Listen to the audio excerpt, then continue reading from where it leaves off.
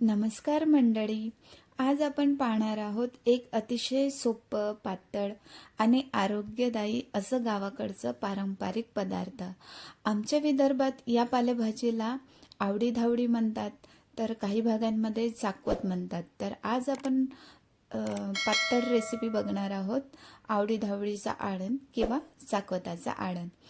ही भाजी भातासोबत खूप छान लागते, भाकरीसोबत पण छान लागते. चला तर मग रेसिपीला सुरुवात करूयात. तर मी बाजारातून अशी कोवडी भाजी घेऊन आली आहे. 10-10 रुपयाला मला 2 जोड्या मिळालेल्या आहेत. तर मी ही भाजी स्वच्छ करून घेतली आहे. फक्त पानं मी निवडून घेतले आहे आणि जे जाड देठ असतात ते टाकून द्यायचे. तर मी स्वच्छ धुवून घेतली आणि बारीक चिरून घेते. तर या पद्धतीने मी बारीक चिरून घेतलेले आहे. तर या भाजीसाठी साहित्य लागणार आहेत आपल्याला. मी 2 कांदे बारीक चिरून घेतले आहेत, मिरची, लसूण पाकळ्या आणि टमाटर. पातेल्यात 3 चमचे मी तेल घातलं आहे. तेल छान गरम झालं, मोहरी घालायची, भरपूर लसूण पाकळ्या घालायच्या, त्यानंतर थोडासा हिंग घालूयात. लसूण पाकळ्या झाल्या की हिरवी मिरची आपण यामध्ये घालूयात. तर हिरवी मिरची थोडी जाडसरच मी कापलेली आहे, म्हणजे दाताखाली येणार नाही, निवडता पण येईल. तर मी ते 2 बारीक चिरून घेतलेले कांदे ते यामध्ये घालूयात. कांदा तांबूस रंगाचा झाला की हळद पावडर घालूयात, थोडा हिंग घालूयात. तर मी इथे हळद पावडर घातला आहे आणि लगेच टमाटर घालूयात. तर टमाटर मऊसूद होईपर्यंत झाकून ठेवायचं आहे. परतवून घेते आणि झाकण ठेवून 2 ते 3 मिनिट वाफ काढून घेऊयात. टमाटर छान विरघळले की आपण यामध्ये मसाले घालूयात.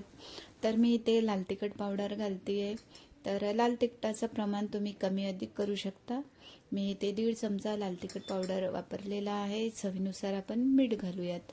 तर आणि छान ढवळून घ्यायचं आहे. तर आपण स्वच्छ धुवून घेतलेली आवडी-धावडीची जी भाजी आहे ती यामध्ये घालूयात.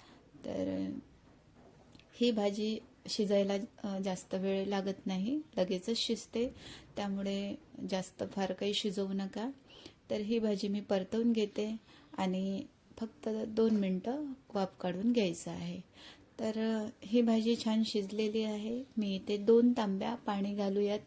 तर ही भाजी मी 5 लोकांसाठी बनवत आहे, त्यामुळे मी इथे 2 तांब्या पाणी वापर केलेला आहे.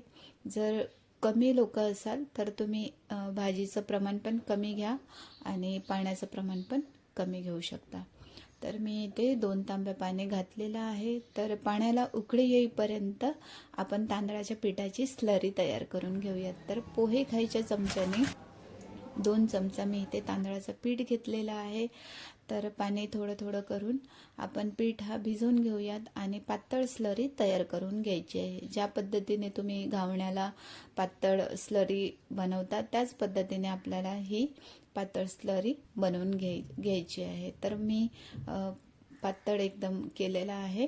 तर पाण्याला छान उकळी आलेली आहे. तर ही तांदळाची जी स्लरी आहे थोडी करून आपल्याला यामध्ये घालायचे आहे. तर खूप जास्त घट्ट पण नाही आणि खूप जास्त पातळ पण ठेवायचं नाही. मी इथे मीडियम आळण बनवणार आहे. खूप जास्त जर घट्ट केलं तर थंड झाल्यानंतर एकदम पिठलं तयार होईल, त्यामुळे तुम्ही इथे मीडियमच कन्सिस्टन्सी आळणची ठेवा.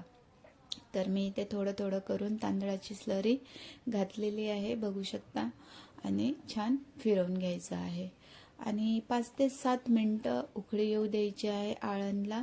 म्हणजे आपला आळण छान 5 ते 7 मिनटं शिजला की मस्त गरम गरम भातासोबत सर्व करा, खूप छान लागते. आमच्या विदर्भामध्ये आळण खूप आवडीने खातात. हिवाळ्यात हिरव्यागार पालेभाज्या मिळतात आणि वेगवेगळ्या पालेभाज्यांचे आळण आम्ही बनवतो.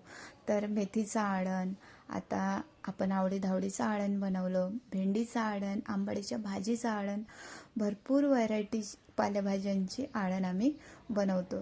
तर त्याच पालेभाज्यामधून मी आज आवडी-धावडीचा आळण बनवला आहे किंवा चाकवताचा आळण बनवला आहे.